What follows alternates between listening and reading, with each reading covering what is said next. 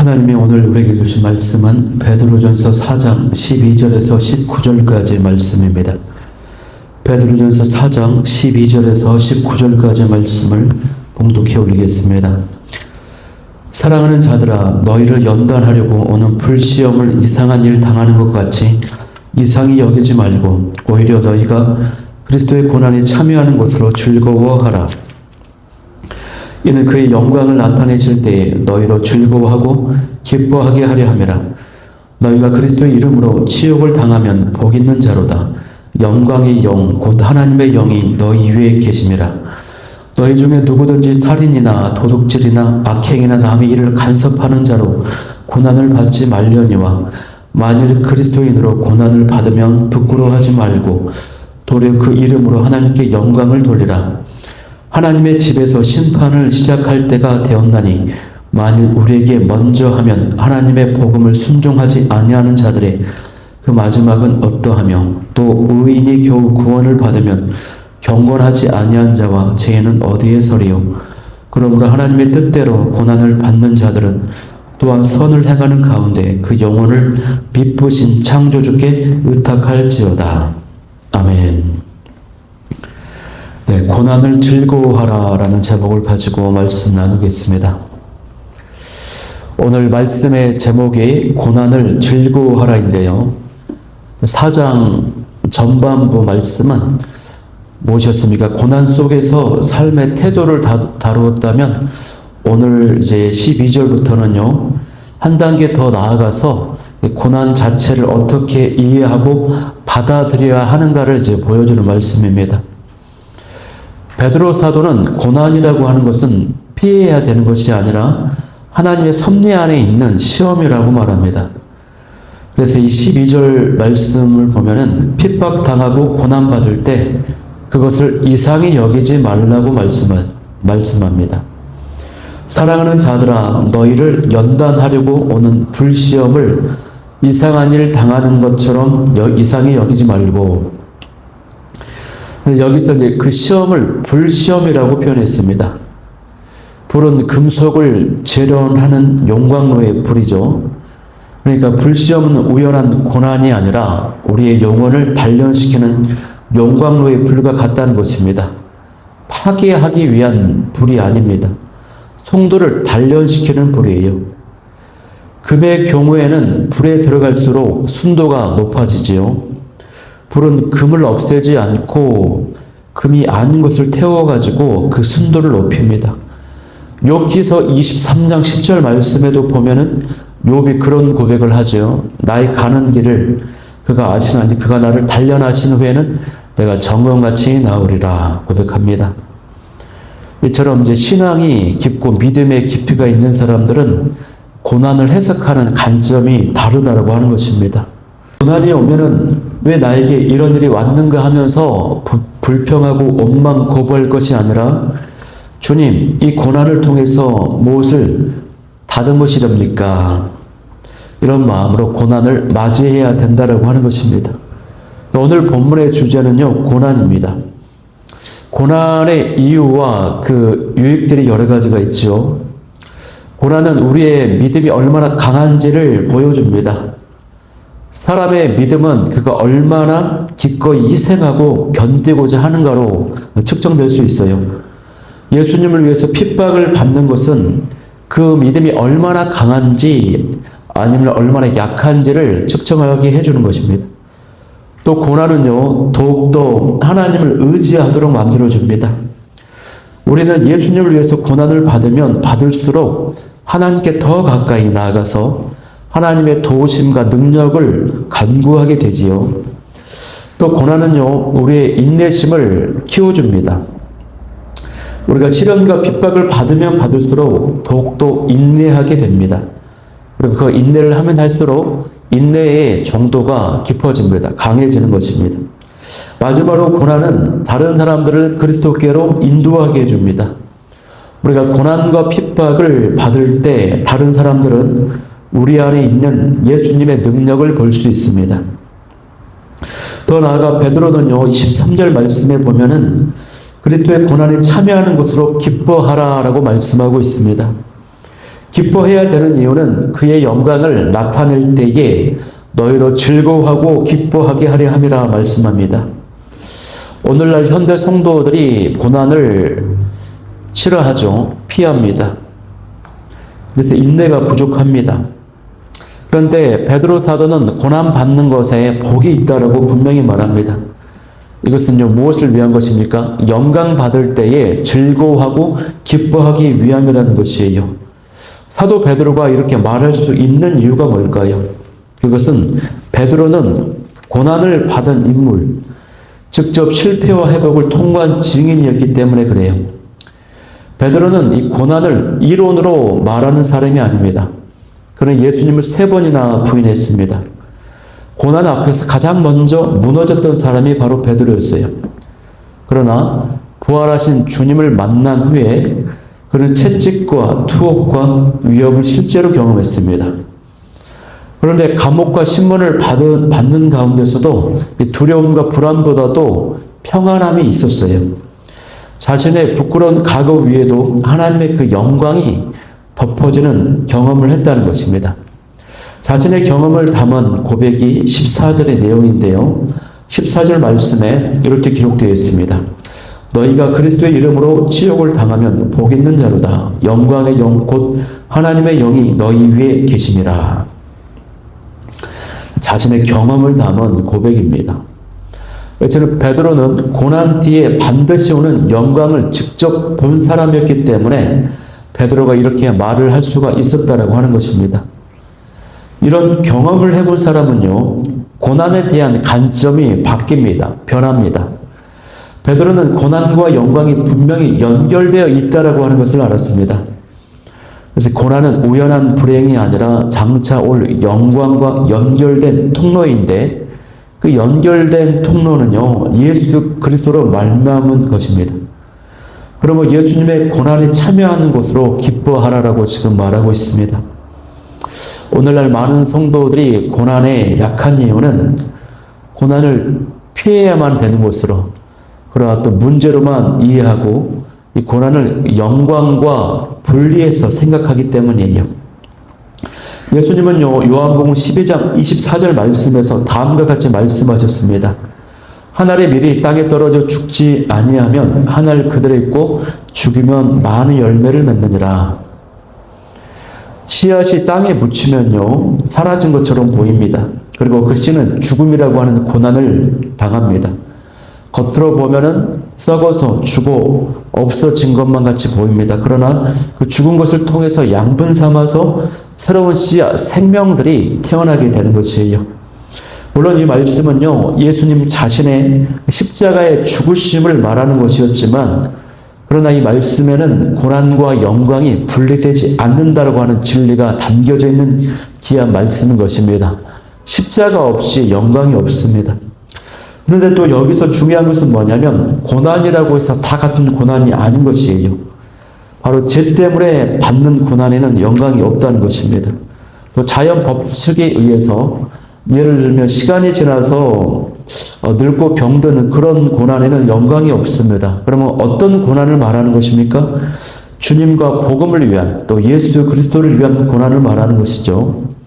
그러므로 우리가 고난을 받을 때 우리가 받아야 되는 고난은요, 죄 때문에 받는 고난이 아니라 예수님을 위해서 그리스도의 고난에 참여하는 그런 고난이 되어야 되는 것입니다. 그래서 이 점에 대해서 사도 베드로가 15절에 말씀합니다. 15절에 보니까 너희 중에 누구든지 살인이나 도둑질이나 악행이나 남의 일을 간섭하는 자로 고난을 받지 말려니와 라고 말씀하고 있어요. 그래서 이 모든 고난이 거룩한 것은 아닙니다. 모든 고난에 축복이 있고 영광이 있다는 것은 아니라는 것이에요. 그런 제약된 고난, 이런 것을 해결을 해야 되는 고난입니다. 그래서 베드로는 이 복된 고난과 부끄러운 고난을 명확히 구분합니다. 그래서 16절에 나오는 이 고난이 이제 축복된 고난인데요. 16절에 그렇게 말합니다. 만일 그리스도인으로 고난을 받으면 부끄러워하지 말고 도리어 그 이름으로 하나님께 영광을 돌리라. 아멘. 어떤 교회에서 목사님이 설교를 하시는데요. 성도는 예수님과 복음을 위한 고난의 흔적이 있어야 된다 이런 말씀을 하시는 거예요. 어떤 원사님이 그 말씀을 듣고 큰 근심이 되었습니다. 자신의 삶을 여태껏 고난이 없었기 때문에, 더군다나 주님을 위한 고난이 없었기 때문에 그 고민에 빠졌어요. 목사님께서 그 고난이 있어야 진짜 성도라고 이야기했기 때문에 자신의 모습이 가짜인 것만 같은 거예요. 그러다가 어느 날 이제 전도를 하게 되었습니다. 노방 전도를 하다가 어떤 사람에게 봉변을 당했어요. 다툼이 일어났습니다. 그 일로 경찰서에 가서 조사를 받게 되었어요. 그런데 이 권사님은 그것이 너무 기쁜 것입니다. 우와, 나도 우리 주님을 위해서 전도하다 고난과 아픔을 겪었다. 나도 진짜 신앙인이다. 나에게도 정말 잊지 못할 남에게 없는 추억이 생겼다라고 이 사건을 좋아하는 것입니다. 그런데 교회에서는요, 전도하다가 문제가 생겨서 경찰서까지 갔다라고 하는 이 소식이 교회에 퍼져가지고 이제 막 이 권사님을 칭찬하고 영광스러운 인물이 되어버렸습니다. 이처럼 전도하다가 고초를 겪게 되는 것, 이런 것은요, 부끄러운 것이 아닙니다. 사도 베드로는 도리어 그 이름으로 하나님께 영광을 돌리라고 말합니다. 그런데 조금 더 한 가지 자세히 살펴볼 것이 있는데 16절의 말씀을 보면은 그리스도를 위한 고난을 받으면이라고 되어 있는 것이 아니라 그리스도인으로서 고난을 받으면 부끄러워하지 말라고 되어 있어요. 당시에는 그리스도인이라는 이유 하나만으로, 예수님을 믿었다라고 하는, 믿는 사람이라고 하는 그 이유만으로 고난을 당했다는 것이죠. 오늘날에도 성도라고 하는 이유만으로 고난을 당할 때가 있습니다. 그것이 복되다 하는 것입니다. 여러분, 저와 여러분은 고난이 있습니까? 또 저와 여러분은 예수님을 믿는 성도라고 하는 그 이유 하나만으로도 겪게 되는 불이익이 있습니까? 어려움이 있습니까? 그렇다면 복된 것입니다, 여러분. 고난의 이유가 나의 죄 때문입니까? 아니면 예수님 때문입니까? 바라고는 예수님의 고난 때문에 예수님의 고난에 동참함으로 하나님께 영광 되어지는, 영광 돌리는 저 여러분이 될 수 있기를 소망합니다. 17절에서 19절의 말씀은요, 그 고난의 의미에 대해서 종말론적으로 설명하는 말씀인데요. 여기서 이제 사도 베드로는요, 이제 더 이상 고난을 견디어라 하는 그 수준에서 벗어나서 이 고난이라고 하는 것이요, 하나님의 그 심판이 이미 시작된 사인으로 받아들여야 된다, 이해해야 된다라고 말씀하고 있습니다. 그런데 이 말씀은 위로의 말씀이면서도 영적인 도전, 영적인 각성을 시키는 말씀이에요.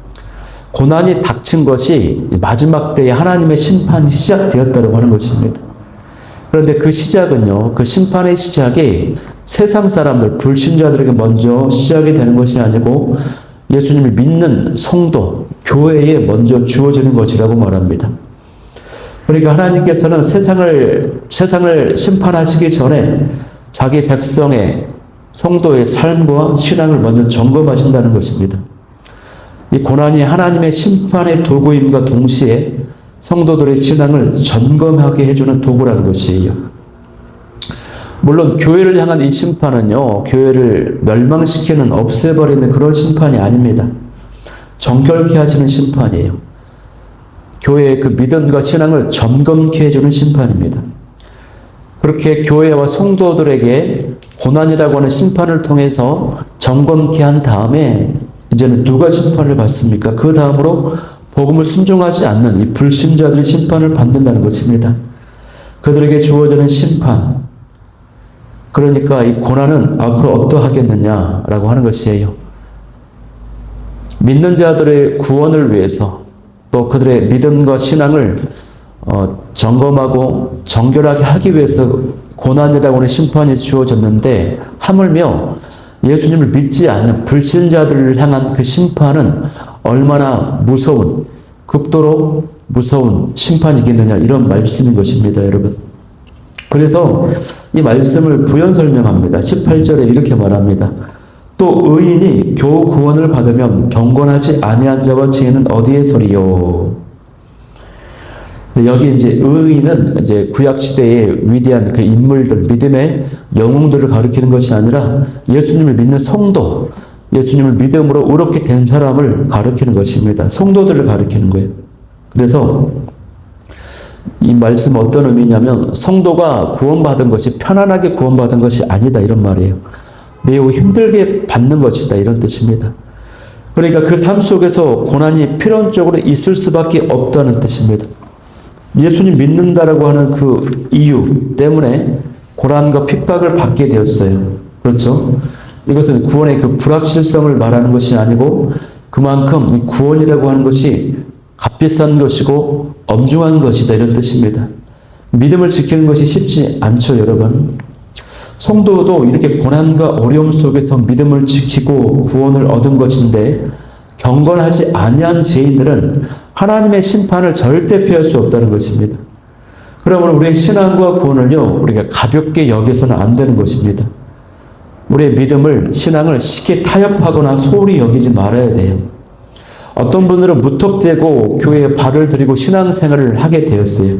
갑자기 하게 된 분들이 있어요. 그래서 이제 신앙생활의 그런 요구사항이 점점 늘어나고 많은 어떤 말씀에 어떤 부담이 되고 그런 도전들이 있고 헌신을 해야 되는 상황이 오게 되면은 이제 나는 준비가 되지 않았다고 제대로 신앙생활을 할 각오가 되지 않았다라고 물러설 때가 있습니다.